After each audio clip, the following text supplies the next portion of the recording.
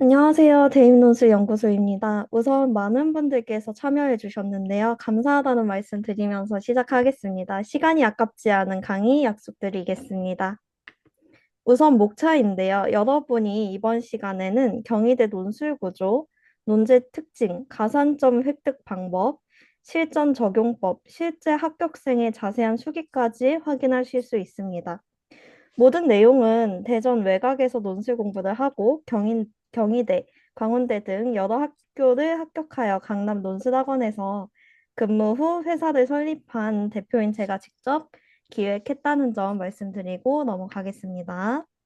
첫 번째, 경희대 논술 구조 및 특징인데요.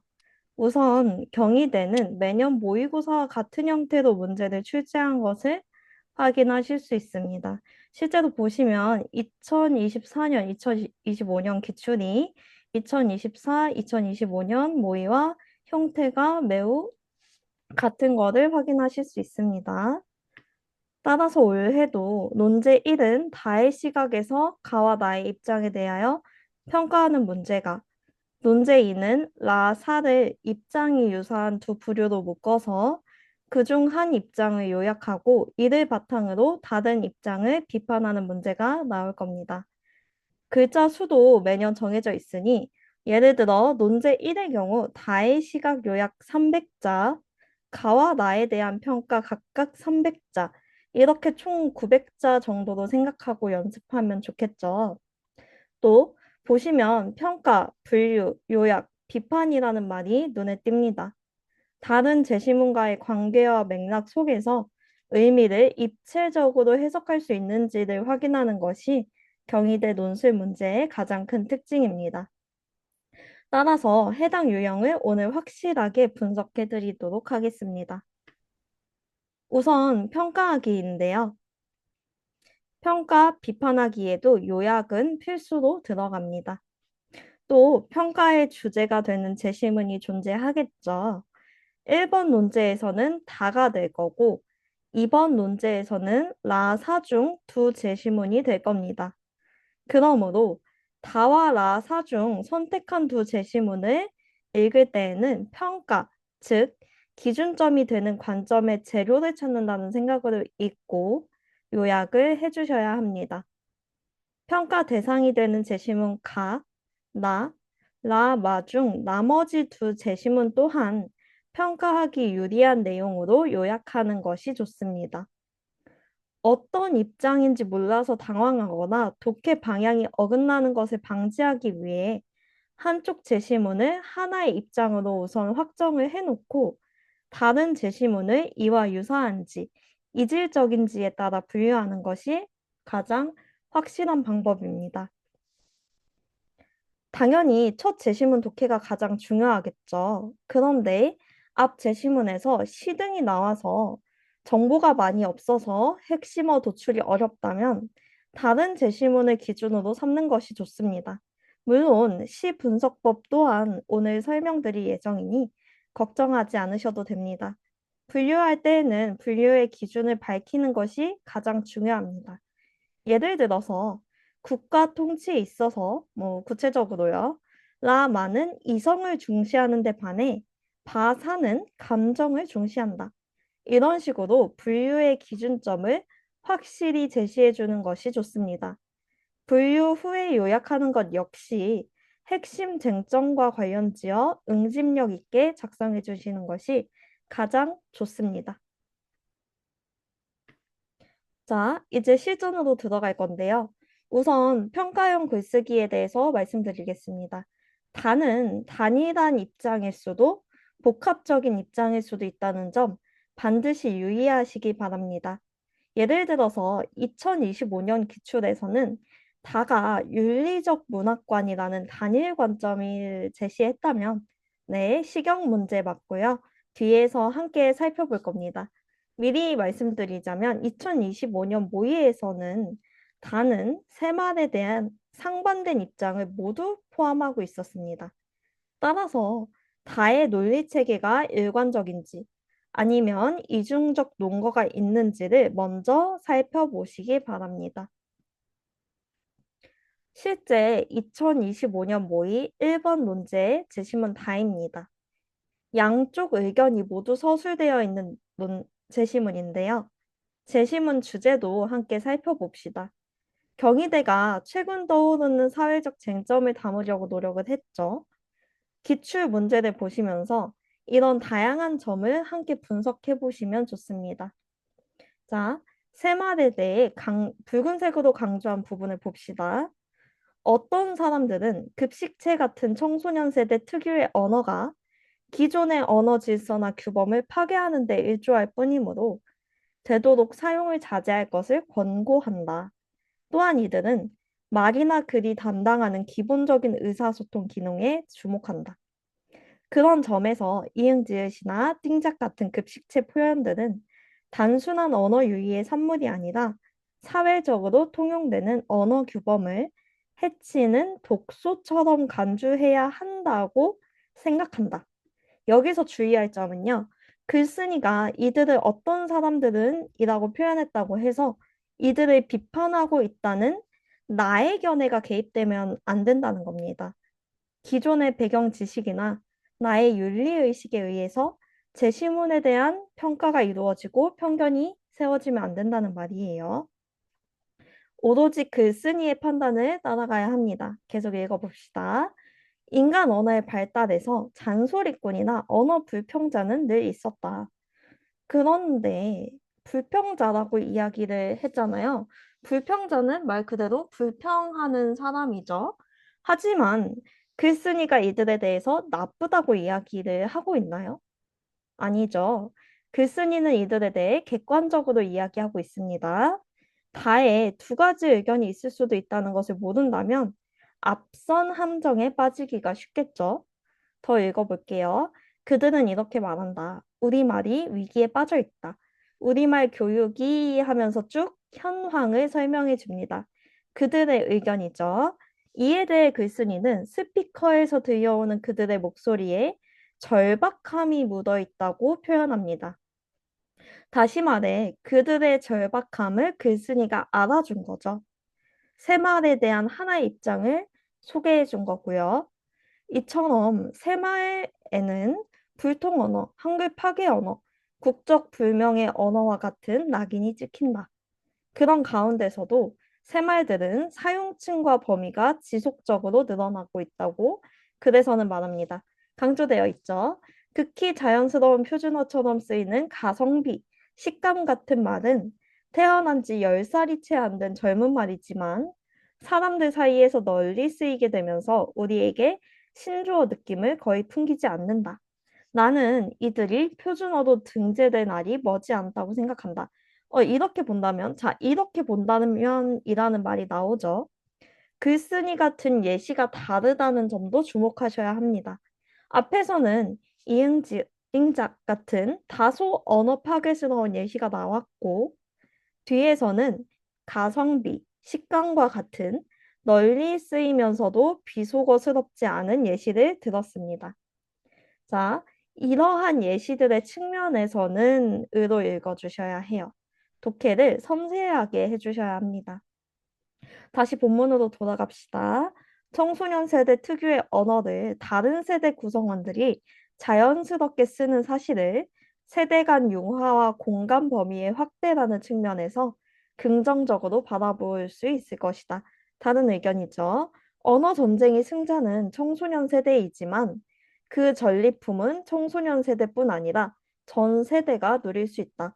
다는 앞의 의견을 비판하지 않았다는 점, 두 입장의 예시가 다르다는 점, 다시 말해 다른 측면에서 새 말을 바라보는 두 입장을 소개하고 있다는 점을 모두 파악하셔야 합니다. 이번에는 2025년 기출이고요. 마찬가지로 문제 1의 제시문 다입니다. 강조된 부분을 역시 봅시다. 오늘 날씨는 마땅히 두보의 시를 모범으로 삼아야 할 것이다. 글쓴이의 주장이 아까 다르죠. 아주 강력하게 나타나는 글입니다. 시경에 있는 모든 시는 충신, 효자, 열녀, 그리고 진실한 벗들의 간절한 마음의 발로이다. 다시 말해서 시작점이라는 거죠. 임금을 사랑하고 나라를 근심하는 내용이 아니면 그런 시는 시가 아니고 시대를 아파하고 세속을 붕괴하는 내용이 아니면 그런 시는 시가 될 수 없으며 아름다운 것을 아름답다고 하고 자, 여기서 중요한 게 또 있는데요. 아름다운 것을 아름답다고 하는 것은 좋은데 동시에 미운 것을 밉다고 할 수 있어야 해요. 선을 권장하고 악을 징계하는 뜻이 담기지 않은 시는 시라고 할 수 없습니다. 음풍농월, 풍어를 읊는다는 말과 비슷하죠. 시도 자연을 노래하며 놀면서 술 먹는 이야기나 읊조리거나 자기 자신의 이해, 즉 이익과 손해에만 연연하는 시라면 그것을 어찌 시라고 할 수 있겠는가라고 되어 있죠. 시는 결국 윤리적인 지향점을 가져야 한다는 것이 다 글쓴이의 의견입니다. 굉장히 뚜렷한 주장을 하고 있죠. 이를 기준으로 다른 제시문들을 평가해 주시면 됩니다. 그렇다면 평가란 과연 뭘까요? 평가는 옹호, 즉 긍정과 비판, 즉 부정이 모두 가능합니다. 평가라는 말은요, 단순한 가치 판단이 아니에요. 각 제시문을 다의 판단 기준에 비추어 논리적으로 분석하라는 뜻이죠. 따라서 다의 입장에 따라 가와 나를 각각 긍정 또는 비판 혹은 양가적 평가 모두를 하는 구조를 명확히 세워야 합니다. 이때 답안 구조는 일반적으로 다음과 같습니다. 먼저 다의 구성이 이중적인 경우와 그렇지 아니한 경우로 나눠서 살펴볼게요. 세 말에 대해 양쪽 의견을 제시했던 제시문 다 앞에서 살펴봤던 거 기억하실 겁니다. 다는 이것들의 세 말들이 이러하다는 점을 먼저 언급하면서 이것이라고 말한다. 반면 하면서 쭉 내용이 나와 있죠. 다의 양쪽 의견을 첫 문단에서 먼저 설명해 주시는 겁니다. 이후에 각 관점에서 가와 나를 각각 평가해 주시면 되는데요. 이때 평가는 앞서 말한 대로 긍정, 부정 모두 가능한 점을 유념해야 합니다. 바로 이런 식이죠. 다는 세 말이 이러하다는 점에서는 가를 긍정한다 하고 이유를 쭉 써주세요. 제시문에 기반해서요. 그리고 나서 한 줄 정도로 그러나 이것의 긍정적인 기능에 대한 이해를 간과할 수 있다, 놓칠 수 있다, 잊을 수 있다. 옹호와 비판을 모두 해준 거죠. 앞서 말했듯이 불량은 가의 입장을 우리가 아직 답안에서 소개한 적이 없기 때문에 가 제시문을 요약할 겸 가의 입장과 합치되는 부분을 더 많이 써주시고 이에 대한 비판을 짧게 작성해 주시면 됩니다. 다음으로 나도 똑같은 구성으로 작성해 주시면 되고요. 다는 이러한 점에서 나를 긍정한다. 나에서는 이러한 내용이 나오는데, 그러나 세말의 이러한 점은 고려하지 않고 있다는 점에서 비판 또한 가능하다. 이런 식으로 작성을 해주시면 돼요. 상당히 복잡하지만 첫 번째, 다가 이중적일 수 있다는 점. 두 번째, 평가는 긍부정 양쪽 다 가능하다는 점을 기억하면 구조를 보다 쉽게 짤 수 있습니다. 다의 메시지가 하나의 경우도 살펴봤었죠. 그런 경우에는 확실하게 비판 또는 긍정을 해주시면 됩니다. 다를 마찬가지로 설명해 주시면 되고요, 먼저.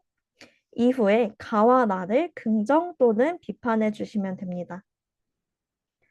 반면 가는 이것 하는 소설의 한 장면이다 하면서 가의 내용 설명해 주고 있고요.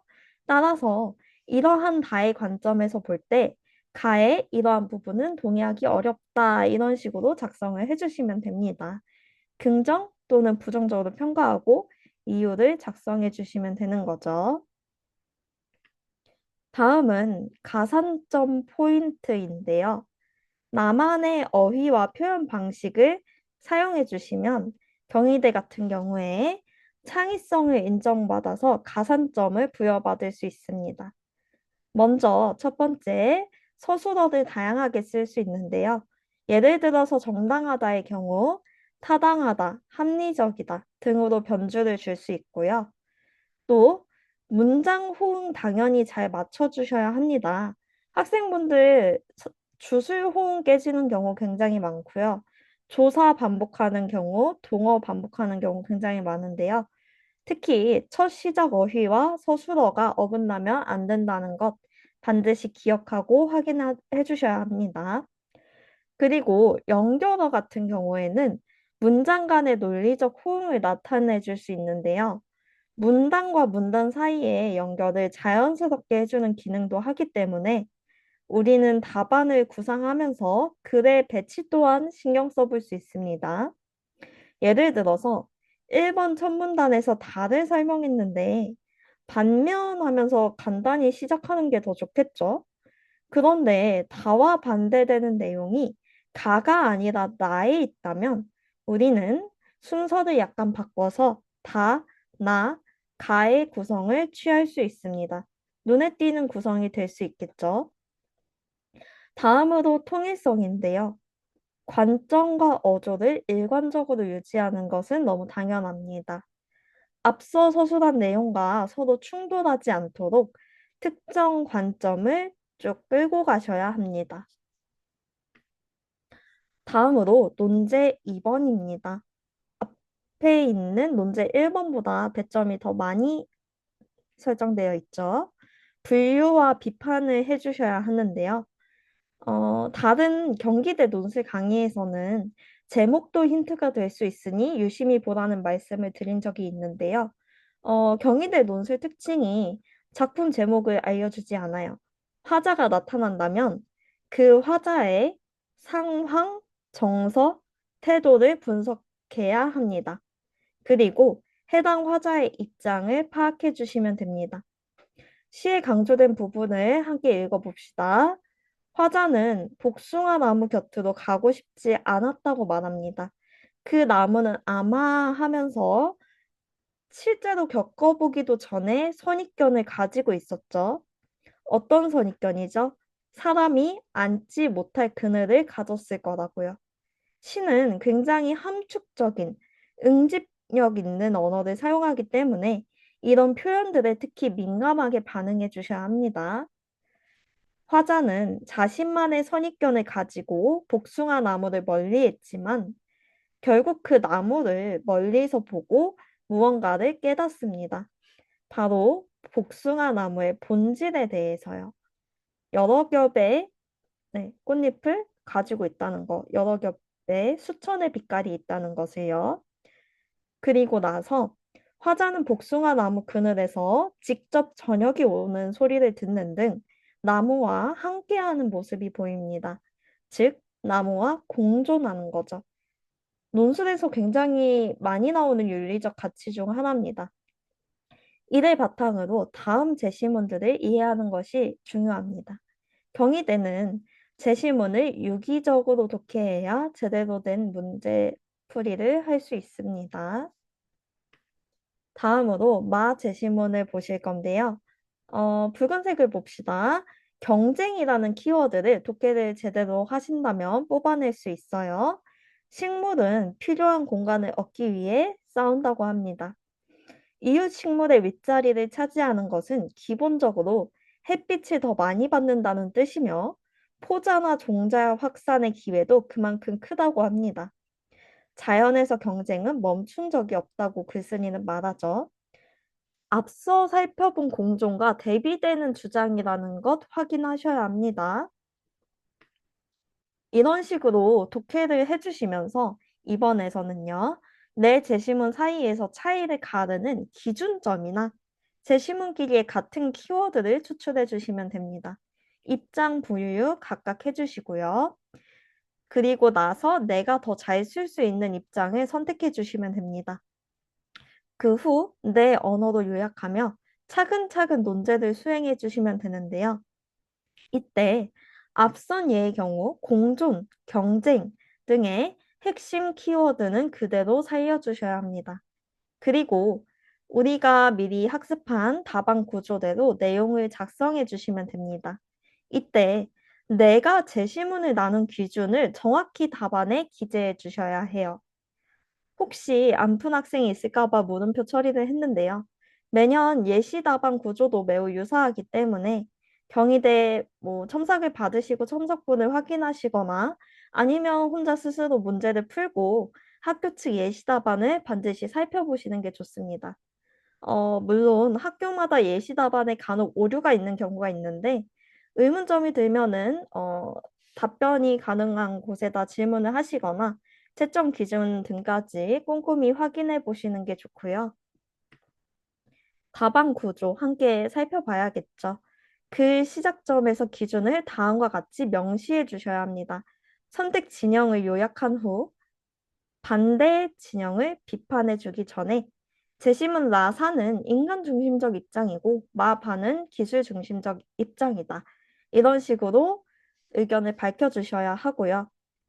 그리고 내가 선택한 진영을 요약해 주신 후에 반대 진영을 비판해 주시면 됩니다. 경희대의 경우에는요, 판단 근거를 먼저 제시하는 편이에요. 답안에서 강조된 부분을 봅시다. 선택한 제시문들의 입장을 요약해 주고 있죠. 그리고 각 제시문을 설명해 주고 있습니다. 그러한 입장에서 다른 진영이 어떻게 비판받을 수 있는지 설명하겠다는 서두를 던집니다. 그러기 위해서는 반대측 제시문을 설명해 주어야 합니다. 따라서 표시한 대로 마에 따르면으로 시작하는 것을 확인하실 수 있죠. 파트별 분량도 여러분께서 한번 예시 답안에서 확인해 보시면 좋습니다. 마에 대한 설명에 얼만큼을 할애하는지 또 라사에 의한 다른 입장에 의한 비판이 어느 정도의 분량을 할애하고 있는지 확인해 보시는 거예요. 이게 기출 문제를 정확히 분석하는 팁입니다. 자, 그리고 하지만 하며 해당 제시문의 문제점을 제시합니다. 제시문에 기초한 근거를 대고 비판해 주시면 됩니다.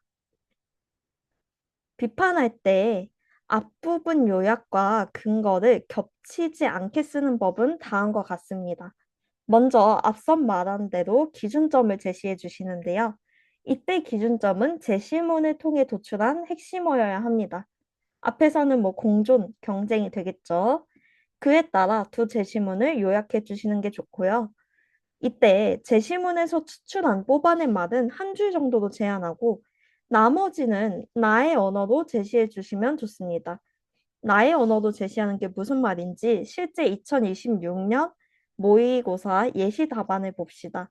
붉은색과 밑줄로 표시된 내용만이 제시문에서 그대로 나온 내용입니다. 나머지는 제시문을 읽고 제시문에 기반해서 나의 언어로 변환한 거예요. 이 작업을 어휘 변환이라고 명명해 봅시다. 자, 어떻게 하는지 볼게요. 문장에서 중요한 어휘를 추출해요. 그리고 나서 관계 단절을 인간 소외로 바꾼 것이 보이죠? 아래 지문도 봅시다. 기술은 인간의 삶을 편리하게 만들었지만 그만큼 사람들은 기계에 의존하게 되었다. 이제 인간은 스스로 판단하거나 기억하기보다 알고리즘과 시스템이 제공하는 선택지를 따라가는 데에 익숙하다. 그 결과 기술은 인간의 삶을 돕는 도구를 넘어서 사고 방식과 관계의 방식을 바꿔 놓았다. 실제 제시문이라면 그 관계를 어떻게 바꿨는지까지 제시를 해주겠죠. 여기서 중요한 말은요. 사람들이 기술에 의존하게 됐고 사고 방식과 관계의 방식이 변화하게 되었다는 거죠. 이때 제시문에는 없는 효율과 자율성, 사회적 관계라는 말을 도출할 수 있습니다. 기술의 발전이 인간 삶의 효율성을 높였지만, 편리하게 만들었지만은 이렇게 바꾼 거예요. 동시에 의존하게 됐다는 말을 자율성을 약화시켰다. 이렇게 바꿀 수 있고요. 또 사회적인 관계를 변화시켰다. 이런 식으로 우리가 연습을 해볼 수 있겠죠. 네. 이번에는요, 실제 첨삭 사례입니다. P학생이라고 해볼게요. P학생은 빠른 속도로 성장 후에 지금도 대입논술연구소와 함께하고 있는데요. 논술을 처음 해본 해당 학생은 처음에는 핵심어를 빠뜨리고 연결어 사용이 미흡하고 글의 구조가 체계적으로 잡혀있지 않았습니다. 그 결과 앞 내용을 반복하고 글자 수가 부족했으며 독해 오류까지 발생을 했죠. P학생의 약점 파악 후에 해결 방안은 다음과 같았습니다. 개요를 대략적으로 작성을 하고 학습지도 연결어 및 구조화 연습을 했으며 첨삭본과 예시 답안을 참고해서 경희대 답안 형식을 학습시켰는데요. 그 결과 P학생은 현재 논리정연한 글을 쓸 수 있게 되었습니다. 글을 무작정 많이 쓰는 것보다는 이런 식으로 여러분들께서도 내 약점이 무엇인지, 해결 방안이 무엇인지 고민해보는 시간을 가지는 것이 필수적입니다. 경희대는 창의성과 표현력을 중요시하는 학교입니다. 이는 제시문 외에 학생의 창의적인 아이디어를 듣겠다는 게 아닙니다. 얼마나 다채롭게 표현해낼 수 있는지를 보는 건데요. 따라서 핵심 단어나 표현들을 익혀두는 것도 좋습니다. 잠시 시간을 드릴 테니 화면을 캡처하거나 사진을 찍으셔도 좋습니다. 이성, 감정, 합리성, 주체, 타자, 가치, 판단, 연대 등의 논술에서 자주 보이는 단어가 보이죠. 서술어 표현도 있습니다. 타당하다, 합리적이다, 부당하다, 모순된다, 협소한 시각이다, 일맥상통한다, 대립한다, 대비된다, 상반된다, 핵심적이다, 본질적이다, 필수적이다 등의 표현도 보입니다.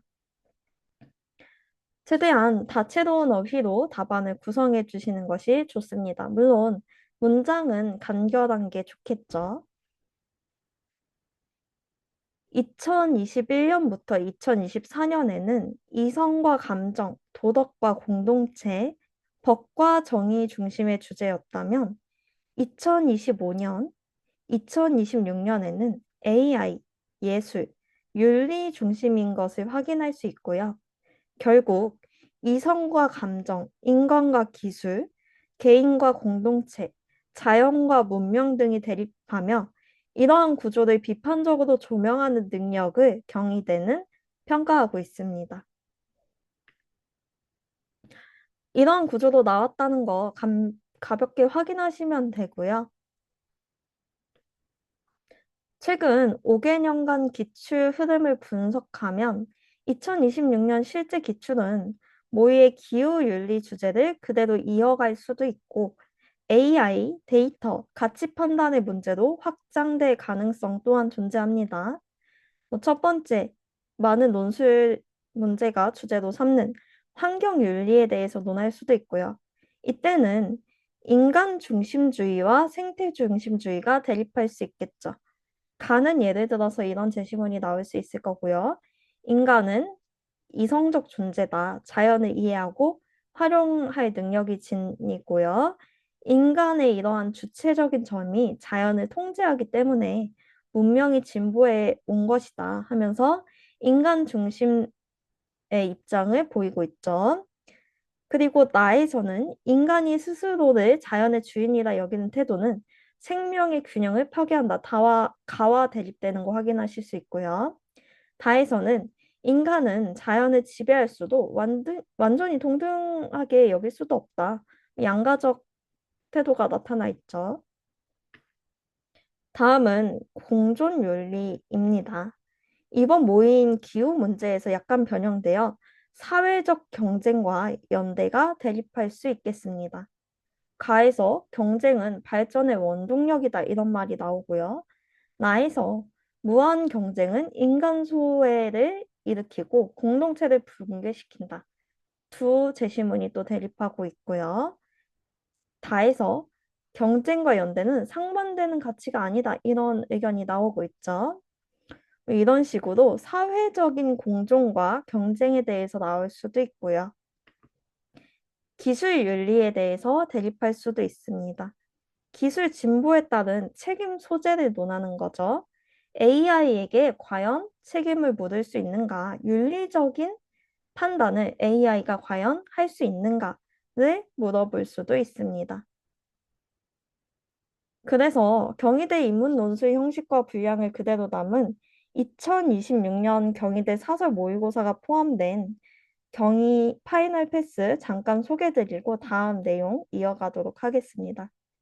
오늘 특강 라이브 녹화본과 사설 모의고사 및 예시 답안, 경희대 시험일까지 무제한 1대1 첨삭권, 필요에 따라 앞서 말씀드린 약점 보완 학습지를 제공해 드리고요. 아직 세상에 나오지 않은 선배들의 합격 수기 두 편이 포함되어 있습니다. 오늘 녹화본은 패스 구매자분들께만 제공드릴 예정이고요. 대신 경희대 합격생의 미공개 수기 중 일부를 확인하시겠습니다. 2024년 중국어학과 합격생인데요.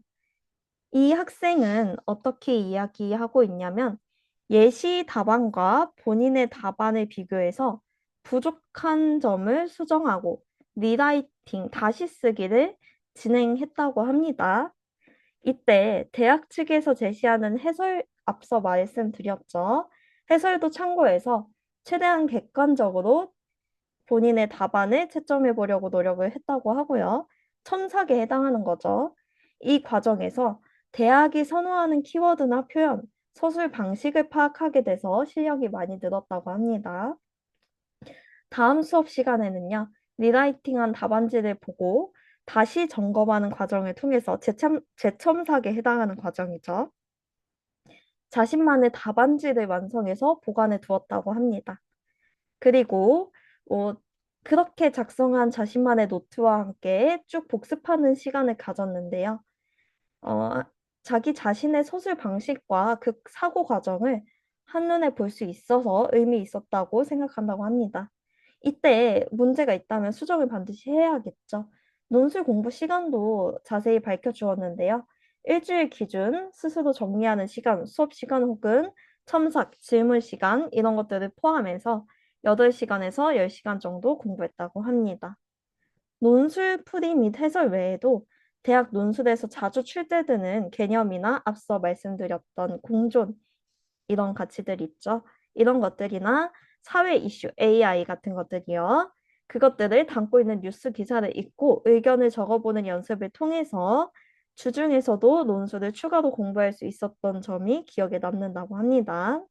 이를 통해서 자주 접하지 않았던 분야의 글들 또한 읽으면서 여러 정보와 지식의 균형을 유지하는 데 도움이 되었다고 합니다. 왜냐하면 우리가 사탐의 모든 개념을 공부할 수는 없으니까요.